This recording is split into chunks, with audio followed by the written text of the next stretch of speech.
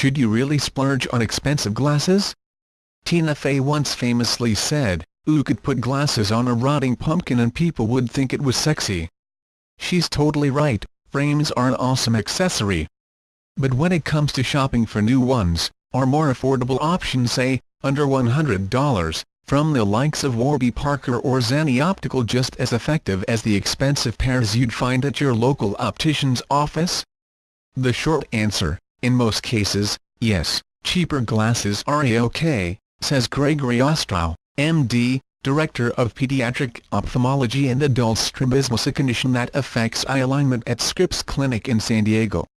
He often points his patients to online eyeglass retailers for the discounted prices. Before shelling out any dough though, it's important to assess your goals, says Rebecca Taylor, MD, clinical spokesperson for the American Academy of Ophthalmology. If you're an athletic daredevil, for example, you'll probably want to invest in a pricier pair that can survive extreme sports. Otherwise, you'll be caught in a vicious cycle of buying specs that keep breaking, costing you more in the long run. And the more complex your prescription, the harder it is to get right, says Lauren Bleeden, MD, Assistant Professor of Ruiz Department of Ophthalmology and Visual Science at the McGovern Medical School at UT Health. So don't go for a low-priced pair if you have severe nearsightedness, severe farsightedness, astigmatism, or other very specific vision needs, says Taylor.